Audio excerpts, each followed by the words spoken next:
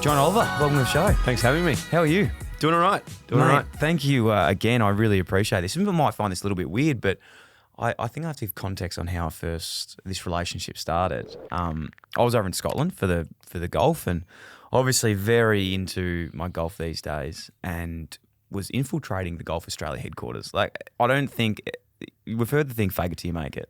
And I don't know if you talk about that much in psychology. I'm sure you don't.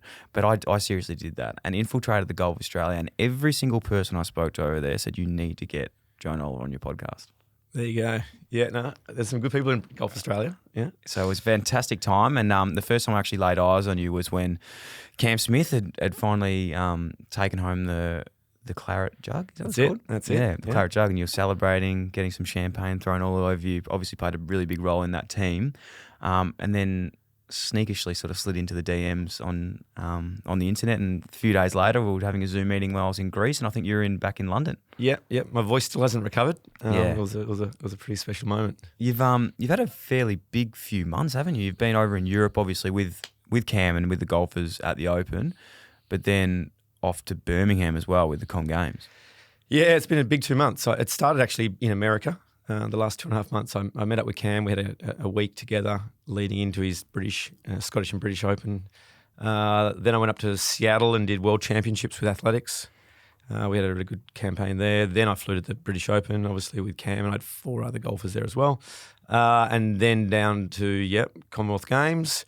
Did some work there, then into London for a bit of stuff with some Formula One things, and then back to the FedEx Cup in America, and then finally home. So a big few months. Unbelievable. For those out there who aren't familiar with your work, how would you explain who you are and what you do in short terms? Yeah, sure. Well, firstly, I'm a psychologist, right? Yeah. So performance psychologist. And what do I do for a living? I keep it cliched and simple. I help people focus on the right thing at the right time. Unbelievable. I like that. It's very clear. It's very concise. It's actually funny, isn't it? We can never really portray what we do in short sentences. It's like I struggle with that. It's like an elevator pitch. We'll probably come back to our values later and our why. Is that what that is? Yeah. Well, I love simplicity. Yeah. I think that's part of what I try to bring to my clients is taking complex psychological theory and simplifying it so they can digest it and implement it. But really, I don't make people more talented. My job is just to help them get out of their own way often and let their talent shine. So, what's that about? Well, it's task-focused attention. If you can focus on the right thing at the right time, your talent can then shine. So really it's just about doing what you often do in training, and then can you do it in these different contexts where there's a whole bunch of noise, pressure, the occasion's different.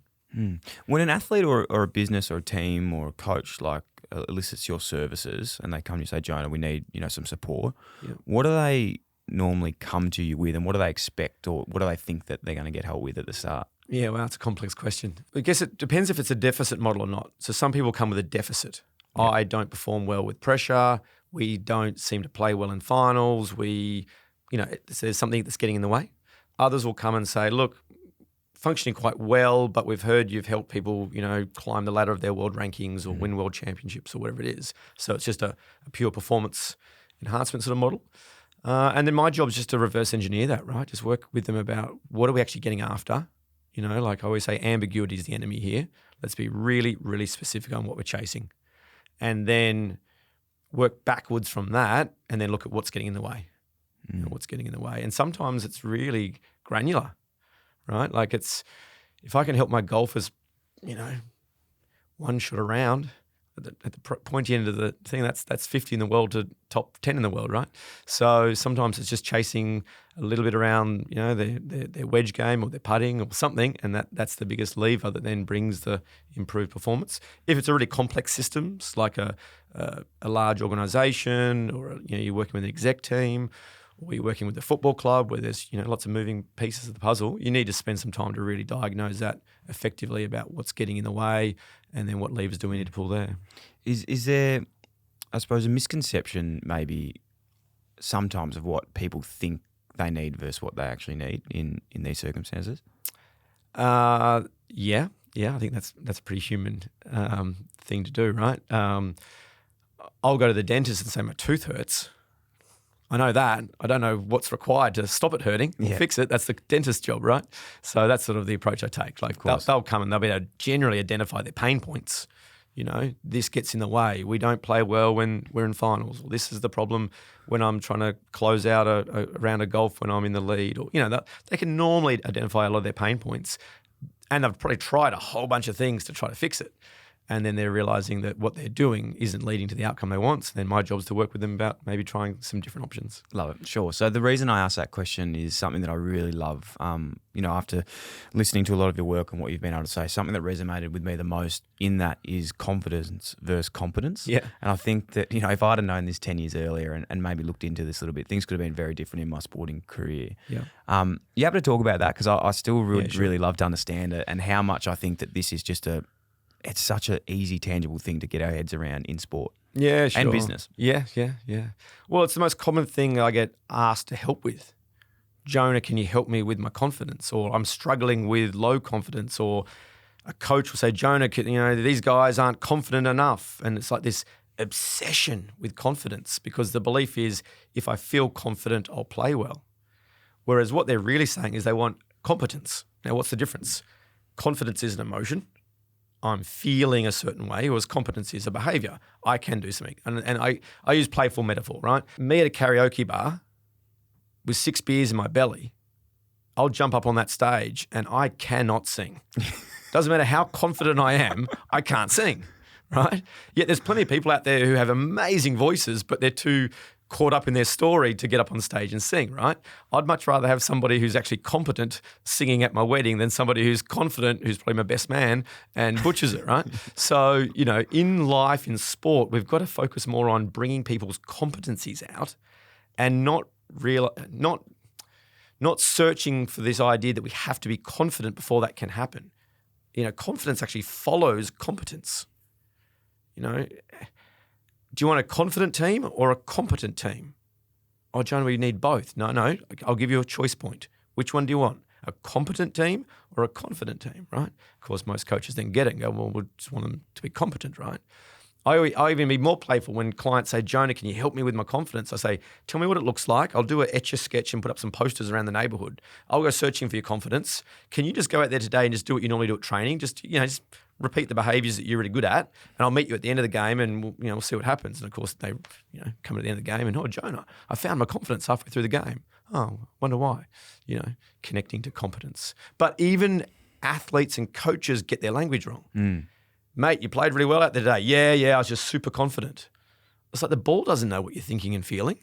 You swung the club head through the ball square. You kick the ball between the sticks. You put your head over the ball. You behaved competently, but then we use the wrong language and we say we're really confident, and then we unintentionally go searching for it again and again and again because we think that the reason we played well was because we felt confident versus we displayed competent behaviors. If I can just connect to my competence and let go of my attachment to needing to feel confident, then I'm now much more likely to be consistent. Because there'll be days, no matter who I am, where I feel great. There'll be days where I feel crap. There'll be days where I feel in between. There'll be days where I feel doubtful, worried, anxious, angry, the usual tapestry of being a human. But if I just come back to my competencies, then I can repeat behavior more predictably. And all of a sudden I build up a pattern of behavior and I've got some form and whatever story I want to create around it. And I've had a consistent season because I'm behaving competently and consistently whilst being emotionally normal and human, which means highly varied at times, and that doesn't matter. I love it. I think that's the episode done. It's such a good message, and I think listening to that, I was like, fucking hell, there's so many times where you go into it, even today, I sit down and we talk about nerves or anything like that. Like, I was like, I've got Jonah coming today. He's obviously a very smart guy. He talks a lot of these things. It's not something that I normally do, get into these sort of intellectual discussions where it's, talking high level stuff. But I was like, you know what? I am competent at doing this. Like I do this every week. I sit down, have a conversation. I listen to what people have to hear, what to say. So I don't have to come with the answers. I'm just like there to listen and give my experience and what's there to give. And straight away I was like, oh, fuck, I feel a bit more confident about it. So I couldn't agree more on that. And I think it was probably one of the biggest things I struggled with as an athlete, a young guy trying to perform. It was always like, I don't feel good today. I don't think I can have a good game. I don't feel good. It's like, I've done this so many times before. I've done it so many times before. And there was a big learning one day where I wasn't feeling good. in the warm up, I was like, I was about to have an anxiety attack, like literally about to go and fake an injury. I was like, I need to get out of this game. Like, I need to get out of this game. I'm going to like just maybe say that I did my hammy or something so I can get out. Ended up playing, and played the best game I've ever played. And in my head, I was like, that was like a little win for me, going like, wow, it shows that you do not have to feel good to go out there and perform. Yeah, absolutely. And great sharing and realness and vulnerability there, right? And I think a lot of people listening could probably relate to that. Firstly, we worry about things we care about. So naturally, we're going to have anticipatory anxiety. Anytime we're doing something that matters, we'll be nervous prior to it. We then get angry when we're not living up to our standards during it, and then we'll feel sad with the realization we didn't, play to our potential or something. So I call it the athlete triad. Anxiety before an event, anger and frustration during it, and then sadness afterwards. And, most athletes probably listening, or humans, can live that for 8 years. Can relate to that experience, right? And then on top of it, a little bit of neuroscience, we're correlational beasts. So our brains just crave correlation, not causation. We're not very good at actually going, that causes that. We correlate. We say that happened and that happened, therefore, the two must, coexist. For example, I felt nervous and I didn't play well. Well, we then, when nerves show up again, we go, that's going to mean I'm not going to play well again.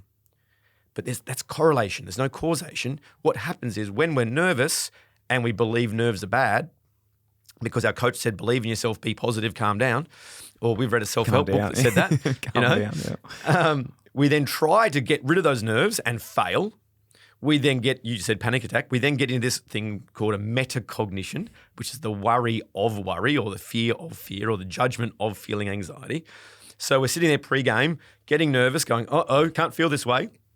We then try to get rid of our nerves and fail, which then sets us on fire. So then what's happened is all of our focus is on how we're feeling and our failed attempt to change it, which is what you were describing pre-game. And that's why we suck. Not because we were nervous, because our focus is on the wrong thing. Our focus is in our head, on our anxiety, on our attempt to get rid of it, on our thoughts, on those thoughts aren't good, those thoughts aren't bad. And all of a sudden we're in this, we're in the porridge. Whereas if we can free ourselves up from that and realize I can still play, normally, competently and do my thing whilst feeling the anxiety, then you're freed up and you've broken that, that correlational sort of relationship. So yeah, and that's a bit of a long spiel, but the brain, it goes right back to evolution. We sit under a tree, eat a red berry and drink some water and we get sick. Our brain goes, well, I don't want to go back and test whether it was the water, the berry or the tree. Let's just not drink the water or berry or tree again. It's safer, keeps me alive. So our brain's almost very protective and prone to anxiety. So it just looks for any potential correlation, which is also where superstitions come from. You had a blue Powerade and you played well, or you wore your lucky jocks, and then all of a sudden, if I don't wear my lucky jocks, something bad will happen, and all of a sudden you're paralyzed by a whole, that's a whole other podcast on superstitions. So I feel maybe superstitions is something you try and break away from straight away. 100%. Yeah. How do you then treat or work with an athlete or a team if that is their circumstance? So say, for example, like me or a lot of athletes out there, you do have those triggers and you're correlating nerves to bad performance. What's the first thing you'd sort of do to try and shift that in your mindset? Yeah, that's a good question. You want to fundamentally flip the relationship to nerves and anxiety, right? Yeah. So you got to debunk the mythology of it. And we're moving to what's called more of an acceptance-based model. So if you want to do hard things, there's a price of entry, and that might mean you feel some anxiety, some nerves, some pre-game, uncertainty. Our brain hates uncertainty. It craves wanting to know, which is why we shake the Christmas present and things. What's the old saying? Humans would prefer the certainty of misery than the misery of uncertainty. Literally. Right? I sit down with my clients and sort of say, let's look at what you've been doing for however long and how's that been working for you? You've firstly just got to reverse engineer the workability. And do we agree that if you want to keep going down this rabbit hole, we're probably going to end up with the same outcome? So would you be open to exploring things differently? And learning to just make room for that discomfort. perfectionism, obsessionality. There's some really good adaptive things from that. It means you're driven, you're motivated, you work hard, you have high standards. So there's some really good things that come from it, but it also can be debilitating when, it becomes maladaptive and you get too caught up in the fears of failure and the stories that show up. So acceptance, what does that mean? Learning that feeling tough internal experiences is normal, it's okay, and it doesn't have any impact on my performance if I can just let it be there.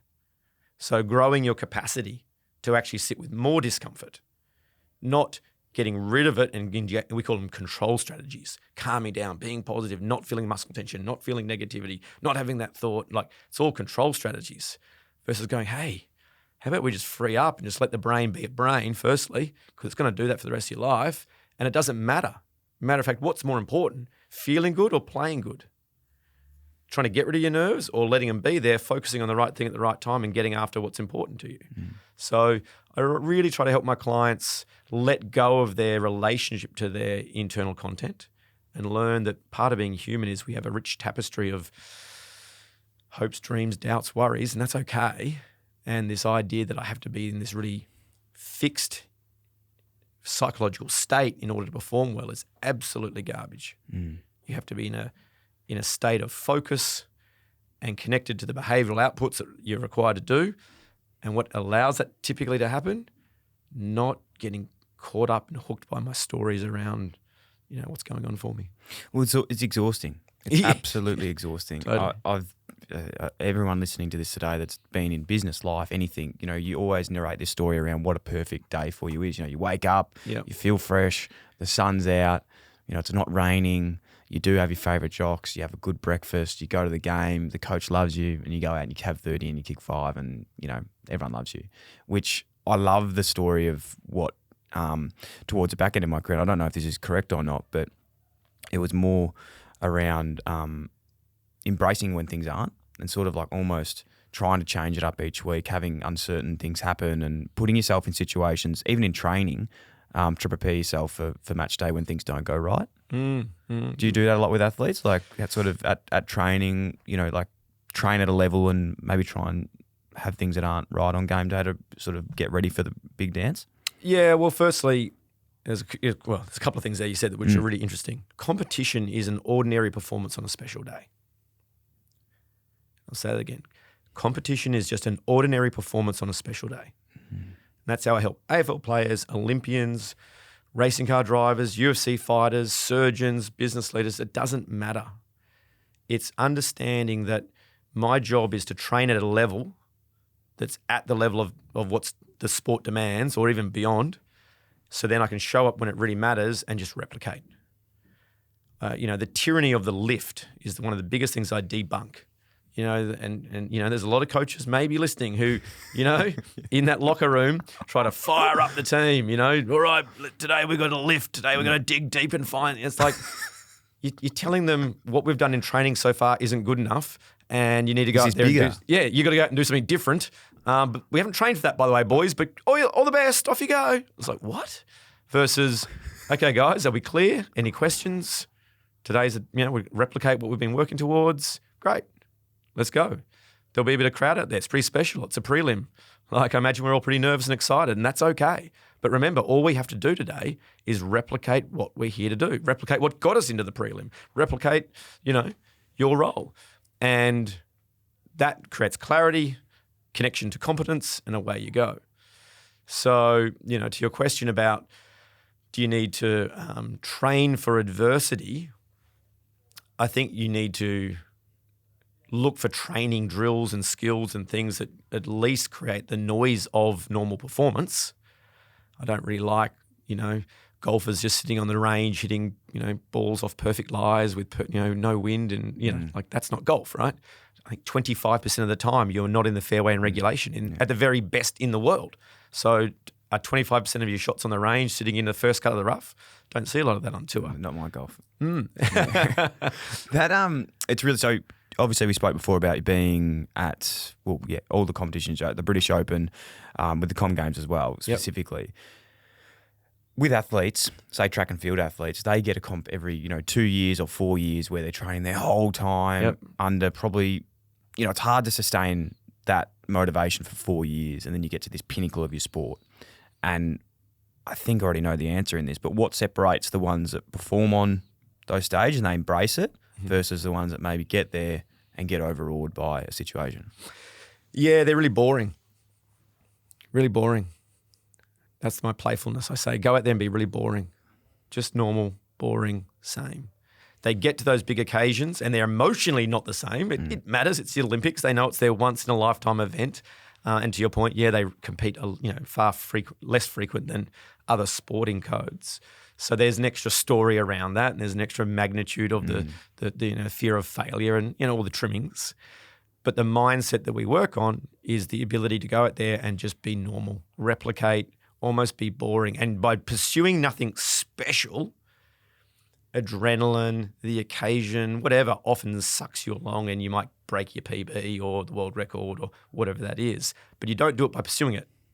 You go out with a very clear mindset of we've trained, we've replicated, high reps and now let's just go out there and do that in this scenario. Now, think about what I said, an ordinary performance on a special day. Don't try to deny the specialness of it.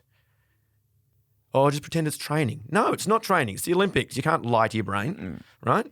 So I'm going to be really excited and nervous and worried and hopeful and doubtful and may not have slept well and don't want to eat breakfast that morning because I've got, butterflies. Like, come on. Let's get ready for the specialness, which means we've got some stories and there's some context. But what do I bring to that? My best, which is my normal. So I go out there and I'm really connected to the replication of my skill, and that's your safety blanket. I don't then need to fight my nerves or fight my brain or control what's going on intrinsically. I just anchor to my performance. Do you encourage routines? I know that's something that's been drilled into athletes again for a long time, and the same coaches that say, go out on a day and do something that you've never done before. Routines is something that nearly every young kid coming through will get taught that you need to have going into something. Do you believe in routines? Yeah, it's a great question. I get asked it a lot. You just have to look at the function of it. Why do we suggest having some sort of rhythm or routine in your performance? It's so you free up your attention to focus on the right thing. We all wake up and do a rhythm and a routine. I guarantee everyone listening woke up and generally puts the same foot on the floor. You normally then have a shower and brush your teeth or then have your coffee. Like, we're very routinized animals. And the reason we actually do that is it frees us up not to have to think about, do I brush my teeth now or do I eat breakfast? Like, you just, right? You just follow it so you can think of other things. So we bring in routines for athletes to free them up so they can just focus on executing the task at hand. I see this obsessionality with routines where it then becomes the distraction. I have to do one breath and then hold things for 3.2 seconds, then take one little step, then touch my left thigh, and then that's not a routine. That's a bloody superstition virtually. And it's actually distracting you from engaging in what you need to do. So you have to be so careful when you're doing routines that it's serving a purpose to enhance task-focused attention, not actually becoming a source of distraction.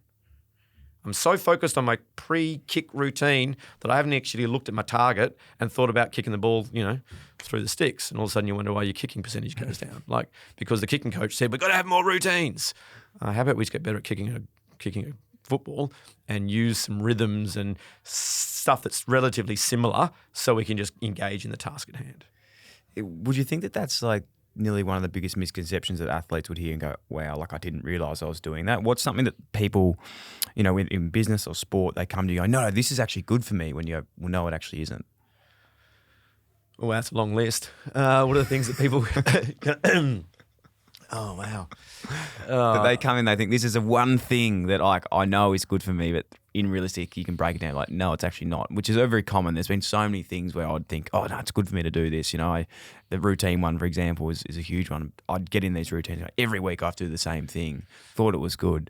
It was actually exactly what you're doing. I was. Yeah. I'm not avoiding the question. Yeah. It's just there's hundreds because of the function of what they're doing. So I have clients who come through and say, Jonah, I meditate an hour every day. I do journaling every day. I do ice water plunging every day. I do goal setting and every day, whatever. And I'm like, okay, like, is that serving a helpful function? Now, if the answer is yes, it is. It allows me to make space for what's going on, learn from it, get perspective, make some improvements, put a plan in place. Okay, great. That's helpful.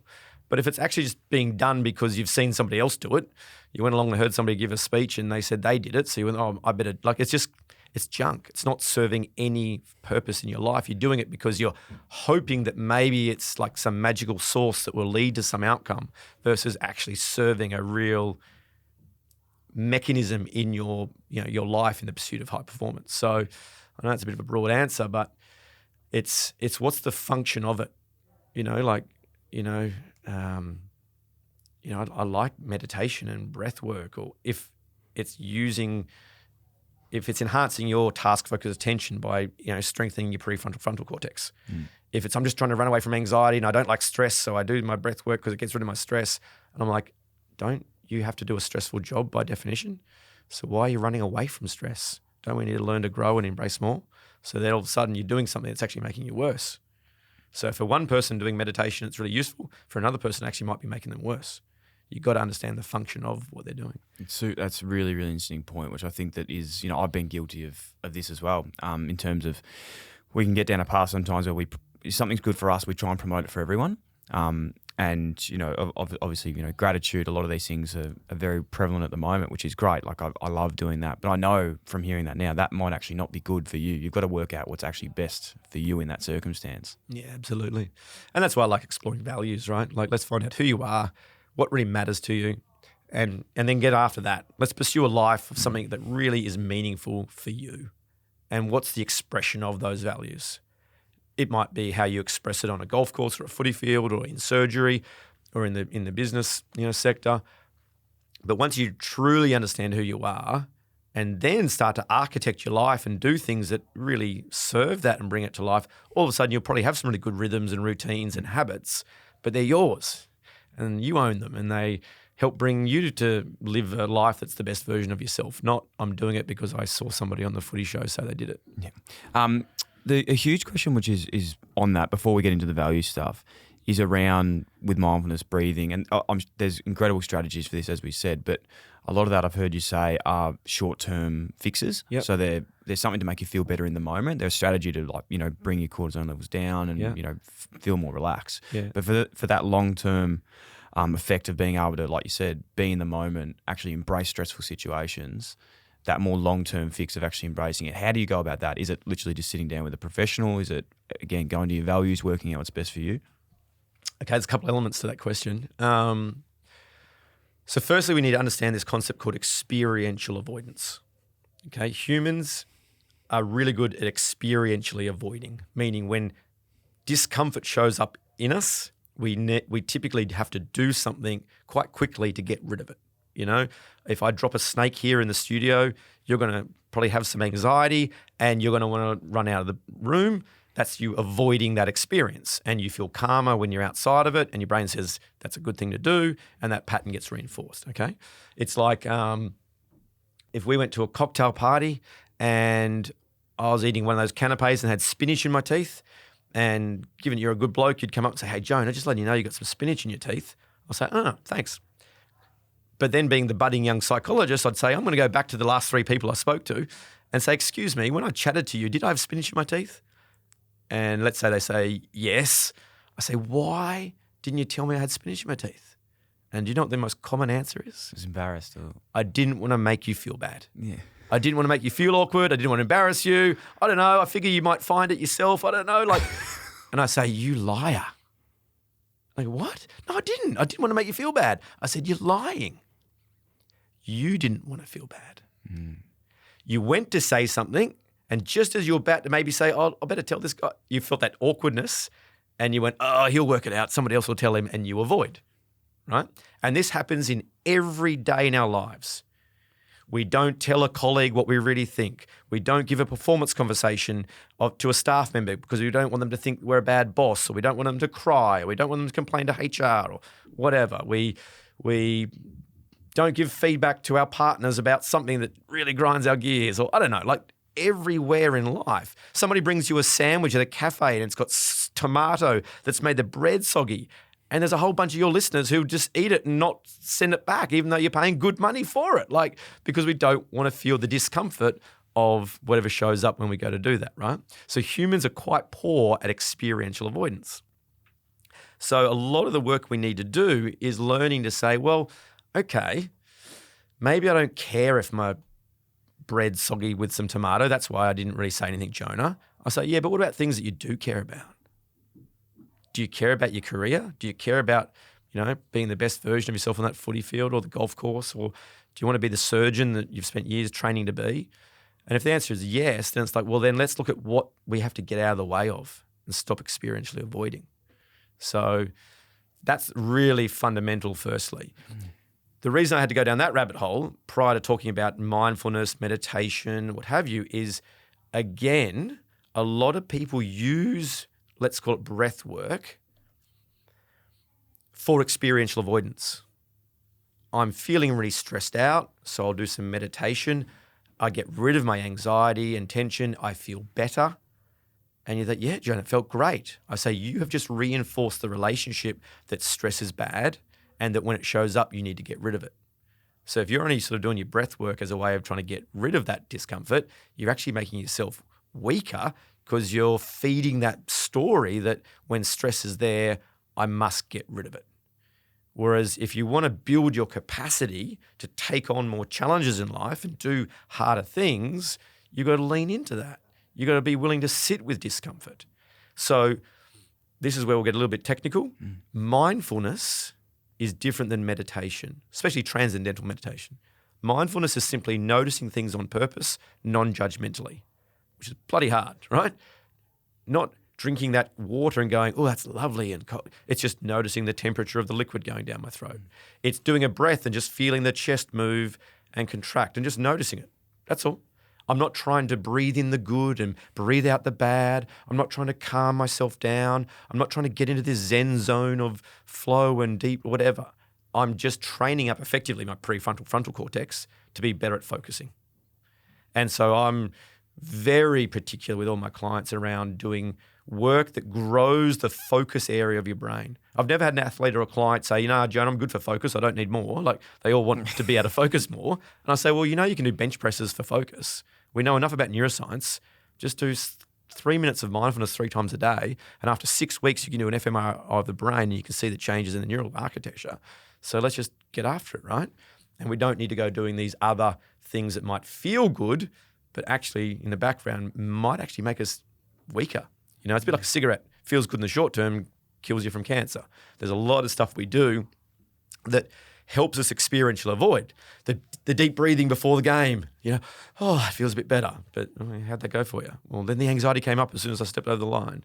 The positive self-talk, which then the negative self-talk just comes straight back and you're like in this battle, like a short-term relief, but leads to long-term distraction versus just learning to sit with discomfort and noise or whatever shows up, make room for the discomfort and be really clear in what you're there to do. Incredible. When you're in that discomfort, because I think everyone knows what that feels like. I've been there a lot. I'm doing situations in my life at the moment where something really clicked before when you said about you'd nearly rather the certainty of dissatisfaction. Certainty of misery than the misery of uncertainty. Literally. I can relate to that so strongly. But sitting in that discomfort when you don't have an answer and you've got to just sit there, sometimes it's inevitable. You can't actually make yourself feel better, which is sometimes actually nearly in a way good because you don't have that short-term fix. You actually have to learn to sit there and not be able to fix it. You just have to get comfortable with it. What is a way that you can get more comfortable being uncomfortable? Yeah, wow, what a good question. I think eustress is a good thing. Yeah. So identify it firstly, being like, look, I am uncomfortable. Is that what that is? Well, self-awareness is the key to all of it, right? So if you're not aware of the discomfort, you will naturally avoid it. Yeah. You'll do something.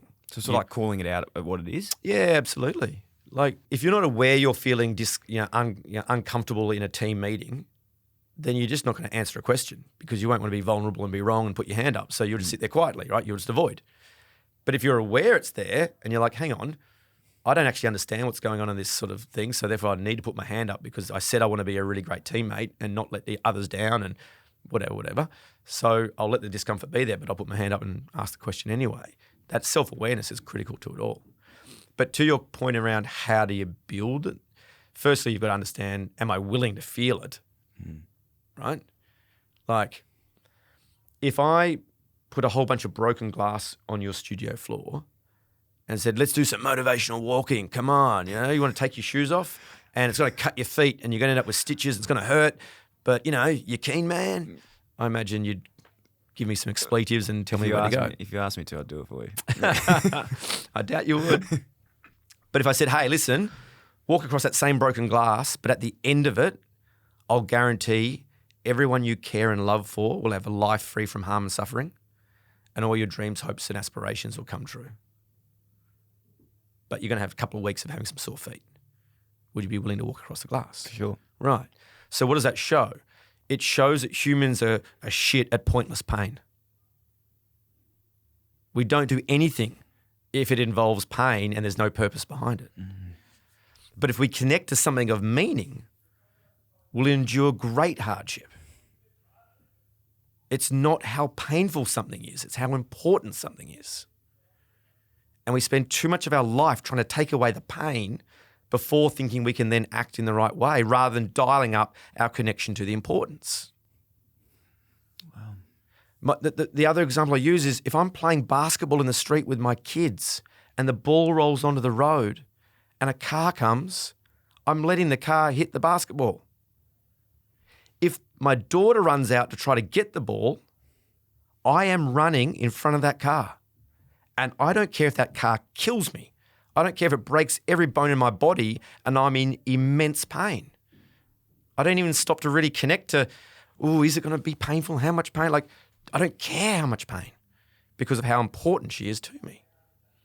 And that's how I help people break world records, climb Mount Everest, do things that are really hard.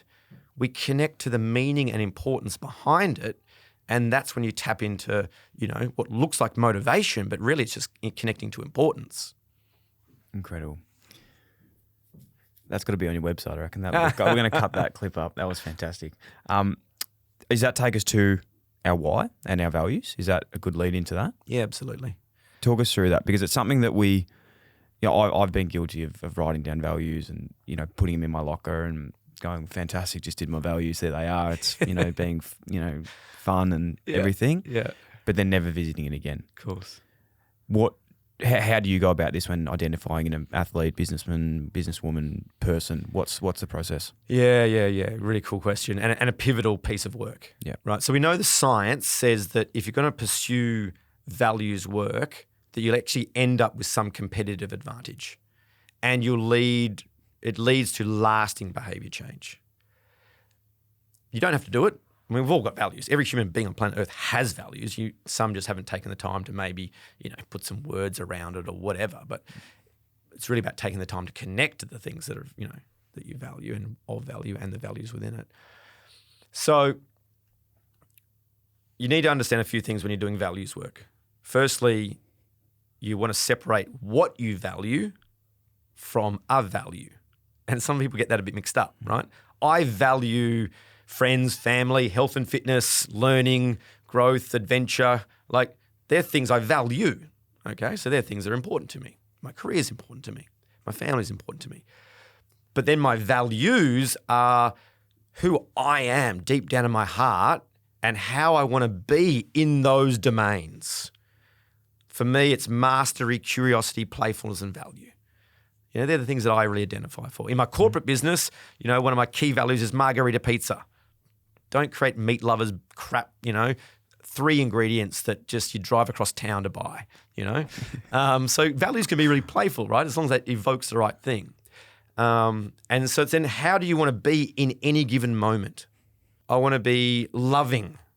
Yeah, well, you can be loving one moment and then be a real prick to your partner. You are no longer being loving. So a value is transient. It's momentary. It's a behavior. It's not anything other than how you act in any given millisecond, which is why it takes a lot of work to constantly connect to them. But when you do, and then you define them behaviorally, it's freedom because you just have a roadmap. If I say, okay, I remember working with one of my best examples I share is when I was working with a UFC fighter. And I was exploring his values with him. And he had some of the more stereotypical ones of, hard work and this, that. And I'm like, well, is that a value or is that an outcome? He's like, what do you mean? I said, well, do you wake up in the morning and say, I can't wait to bring hard work to the world? He's like, yeah, no. I said, what do you want to bring to the world, And we went on this journey of finding there was actually curiosity and playfulness and in the fighting domain, combativeness. He really loved being the warrior and dialing up some of that stuff, and that only was within that one domain, thankfully. It wasn't in other areas of his life. And then I said, tell me a bit about what you actually love about fighting. I was getting ready for the UFC fight here in Melbourne at Etihad Stadium. It was a huge crowd, right? Massive one. And he said, it's almost like being naked. And I was like, okay, nakedity is a bit of a weird value. And I said, okay, like I can sort of get what you mean. He's like, mate, there's hardly any rules. You're in a cage and it's almost like sort of a bit of a fight to death sort of mentality you got to take in there.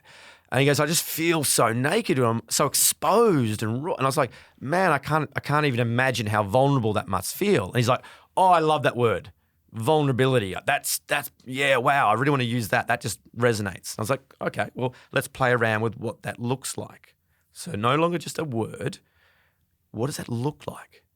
So then I sat down with him and his coach and said, tell me a bit about when he's not fighting well, what goes wrong? And when he does fight well, what does it look like? And this guy was a brawler. Like he wasn't a jiu-jitsu ground guy. For those, in UFC, there's the wrestling, choking, and then there's the sort of stand-up boxing, right? He is best when he stands close to his opponent and is in the pocket throwing punches, but also means he's getting punched in the face and his teeth are breaking and bones are breaking and all the usual stuff that comes with it, right? So when he wasn't fighting well, he'd stand further away. He'd experientially avoid. I don't want to get hit, so I'll stand a bit further back. He'd then, run around the ring a fair bit, get fatigued. Opponents would then take him to the ground and choke him out and he'd lose the fight. I said, right. So what does vulnerability look like then when you're fighting well? He goes, yeah, being vulnerable to stand closer to my opponent. So here we are using what people might think is a really soft, whatever value of vulnerability, and he was expressing it by being willing to have his teeth broken whilst caving in some other guy's head. And he won the fight. He fought well, and but what was he connecting to?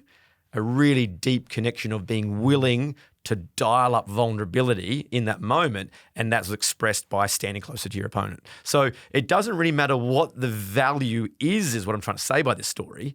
It's taking that and then translating it into a really granular behavioral output that you can relate to, and you go, cool, there's my values in action. And if I do that, I'll feel like I'm being the best version of myself. And that's what life's about. So I want to get after that. So now I'm focusing on something that's really meaningful to me.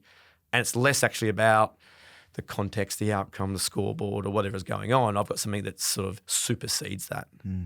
I imagine as well, for someone who, like, I haven't done that work, like I feel like I've got my values there without having them on paper. I've got them there, but I definitely need to go through that and have work, because what that would do, I imagine, for anyone that's got that, like yourself or an athlete in that time, it would give that person so much clarity as well on what actually needs to be done. So decision making around, is this the right thing for me, or do I really want to do this, or what do I do when I'm pressed or I'm stressed or I'm nervous? It's like there's a trigger to go straight back to those values.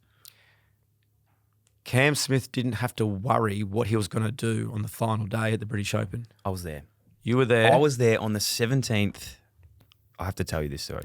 I was there on the 17th hole, which for anyone who watched that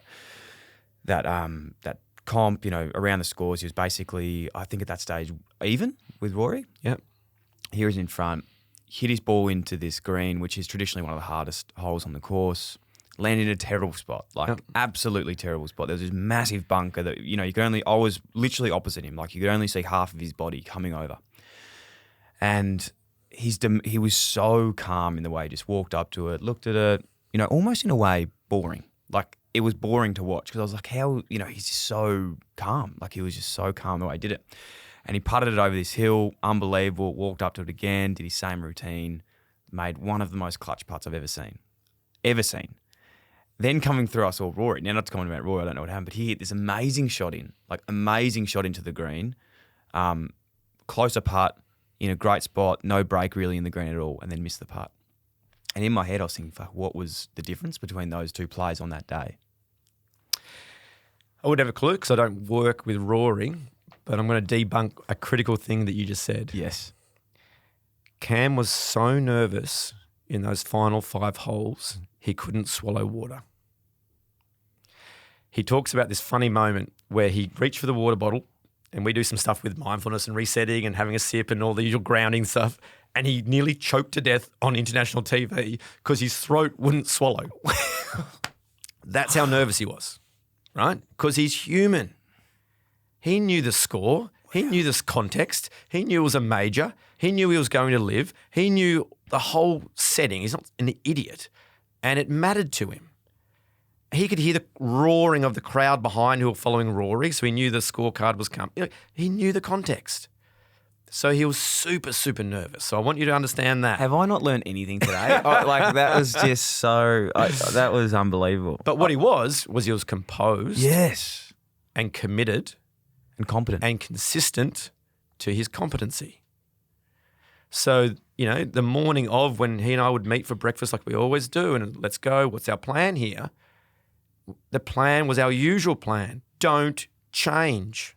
What separates him from guys in the rest of the world is he's probably one of the best clients I've ever worked with at not changing when the rest of us probably would. Mm.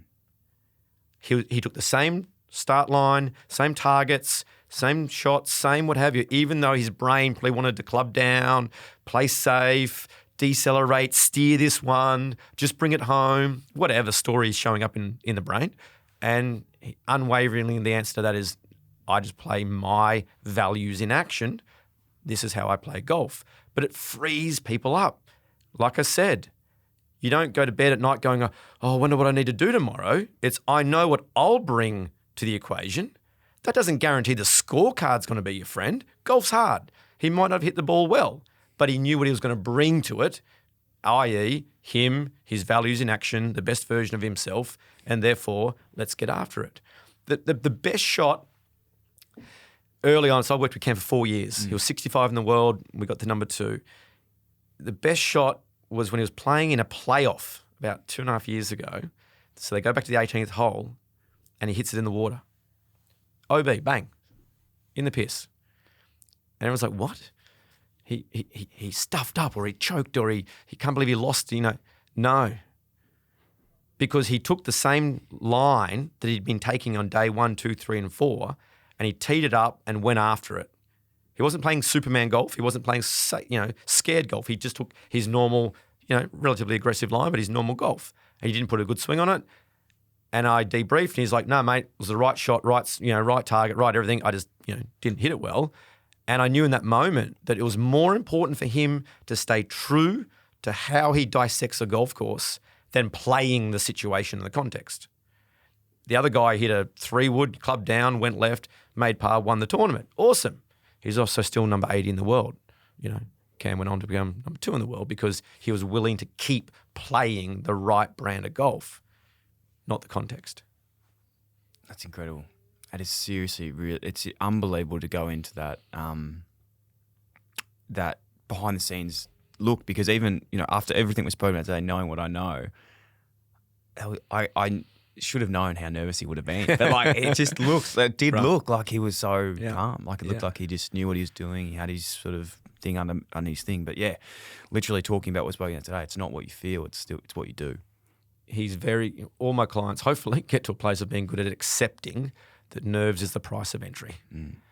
You want to lead the British Open at St Andrews on the 150th, probably going to feel some emotion, right? Mm. And if he was trying to calm himself down and not be nervous, we introduced this thing called cognitive dissonance, where your mind and your eyes aren't aligned. So if he's in his head trying to calm himself down, bracket, and failing, and he's meant to be engaged in this shot, trying to see it, see the flight, see the landing zone, thinking about the release, trying to read the break, whatever, there's no way he can do that to that degree of specificity if he's in his head trying to control his nerves. By going, yes, of course I'm nervous and that's okay, and made room for that, it just frees him up to then actually focus on the task at hand. Unbelievable. The sports like golf and tennis, for example, I've always had such admiration for, because from coming from a team sport, so it's very quick, you don't have a lot of time to sometimes have those decisions. You're just sort of doing rather than thinking a lot of the time. Whereas, I play golf now casually. Could use a lot of these hacks, a lot of these tangible skills. Sorry, but you have so much time to think in there.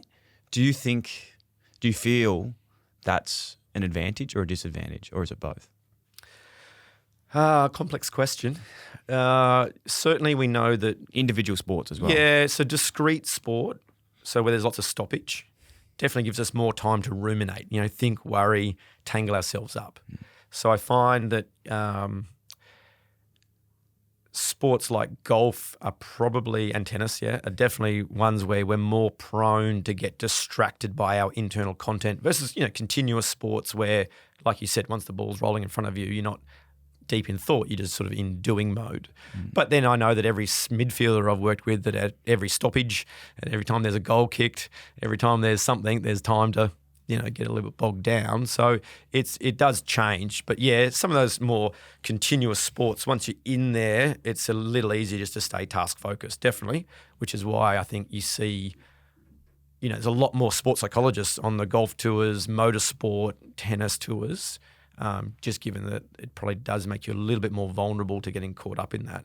But something like motorsport you'd think is a continuous sport, but it's not really. It's continuous, but you're setting up corner, chicanes, sectors, and you're sort of going through them almost like a golf sort of shot in a way. You're trying to set up entry point, breaking apex. So it's there's really interesting sports where it's a blend. Yeah. If you're allowed to talk about this, and please, if you're not, don't. Obviously, there's client relations, but we've spoken about Cam. What's your ongoing look like with him working now that he is doing live? Like, will you be travelling with him? Like, how big is that workload, and how sort of consistent is that for you guys to work together with a professional athlete like him? Yeah, sure. It varies on the work that's needed. But Cam and I sort of see each other about every 4 or 5 weeks. I'll jump on a plane, and once I get my head around the new schedule and the new tour, there's a few things. There's obviously, I think there was only 8 tournaments this year. There's 14 or 15 or 17 or something next year. So we'll work through the schedule. But my job is to build independence, not interdependence or dependence, right? Like teach a man to fish. Yeah, literally, right? And that's one of his superpowers is he's really self-governed. And so all of my clients, I like to front-end the work, get a lot done early on to build the fundamentals, and then, empower them to do that on their own. But I'll be on a plane a fair bit next year around the world and also in Australia, which is pretty cool. I can imagine the answer to this already from what we spoke today. I have learnt things contrary to disbelief before, but I imagine the change from live to PGA, nothing changes. No. Same. It's identical. Boring. Same. He's a very good competitor. He loves the competition, but he's also not a golfer. He's a human. He's Cam. He's more of a rev head and a fisherman than he is a golfer. So, golf's what he does. It's not who he is. So that also doesn't change.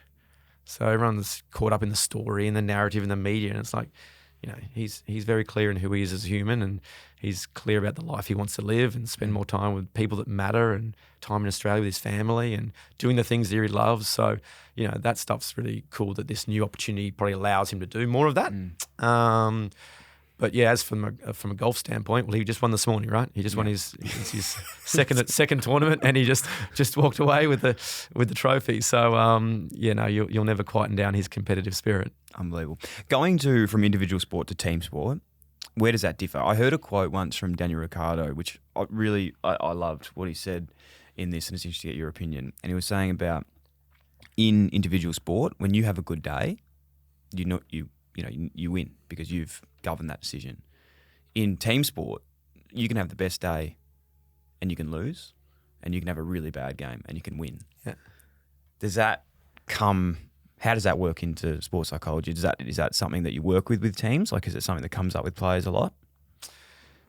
It does come up a lot because it works in both directions though, right? Yeah. But, you normally find people complaining when they're out there playing well and the team didn't win. It's like, hang on, remember the day you didn't play well and the team did? So we often park that memory. Yeah.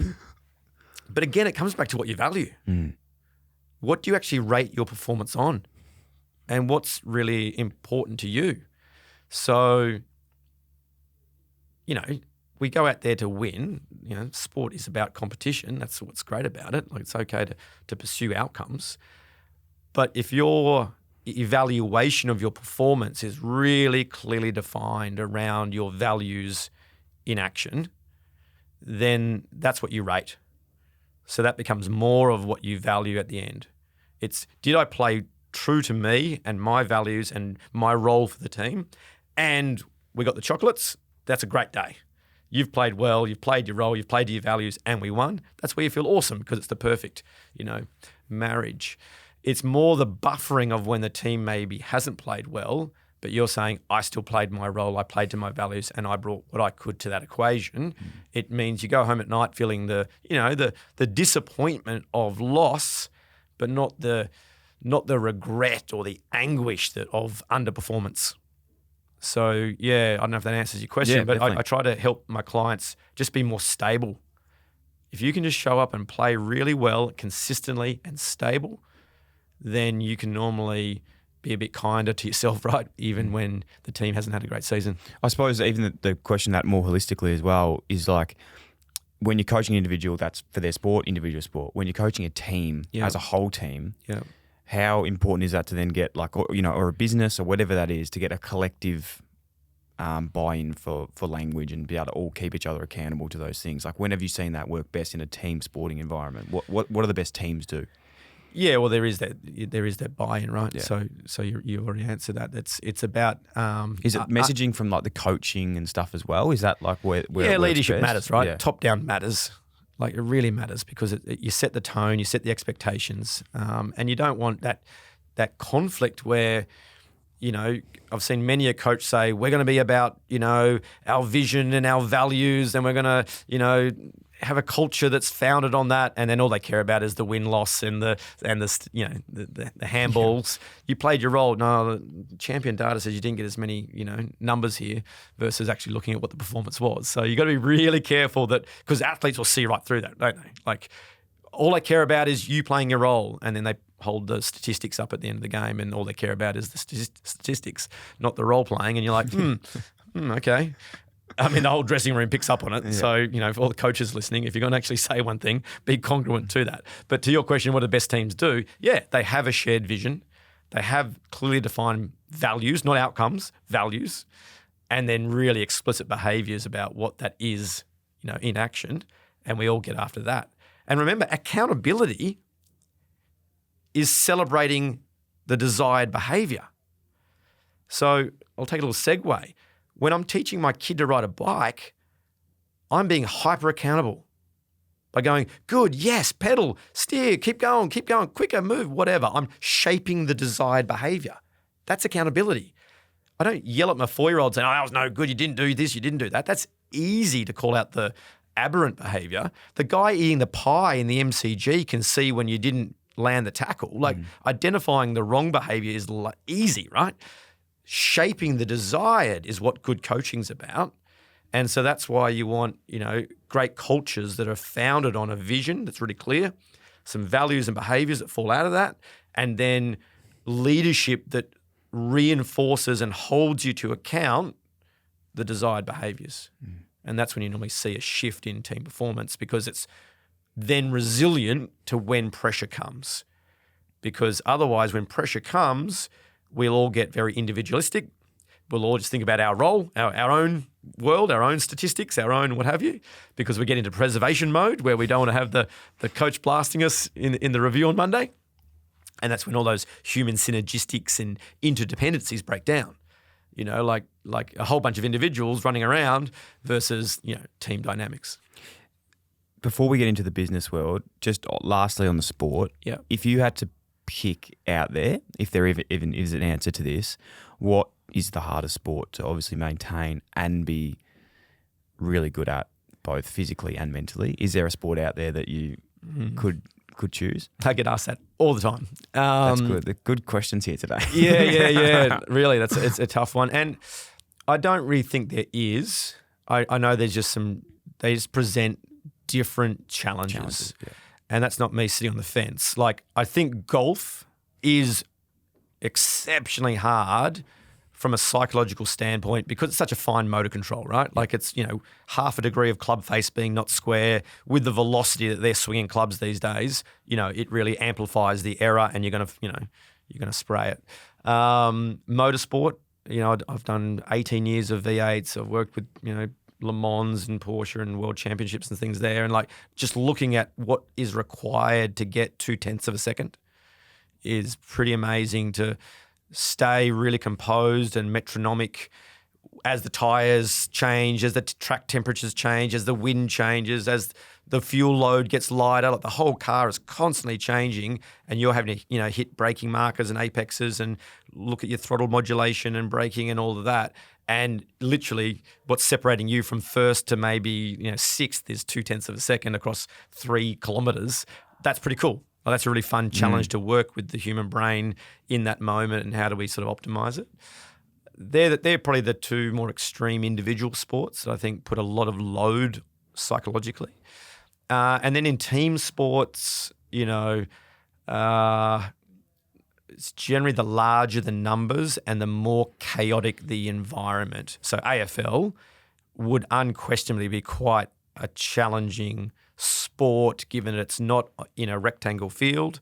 It's still an invasion sport. The ball isn't round, and you've got to hide, 18 people is a lot more than virtually any sport in the world, right? So you've got a lot of moving parts. So, the variables just go up as you increase the amount of complexity. Yep. Speaking on before, you were just talking about team sports, AFL in general, and then a lot of stuff you're doing at the moment, which I know takes up a lot of your time when you do have time, is being seeked out by businessmen and women and entrepreneurs, people that have high pressure, big jobs, stressful jobs that need to make big decisions. Do you enjoy this work? And is it similar to working with athletes? Is it the same sort of trends that pop up in this work? Yeah, great question. And first, I just love working with humans doing hard things, right? So a lot of my time, is tech founders, founders, CEOs, carrying the burden of trying to pursue something really hard and really, really interesting, but also having the burden of 300 staff or 1,000 staff, or, one of my clients has a team of 40,000 staff. There's a burden that comes with that, because you need to feel like you need to, achieve and succeed. And it's a pretty cutthroat world when you've got rival companies trying to, literally undermine you or short your stock or, buy, acquire certain things. And, it's pretty volatile out there. But what I do like is connecting them to decision making.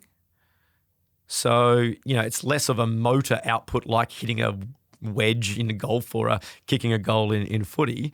It's more, how do I relate to my people? So how do I lead my exec team?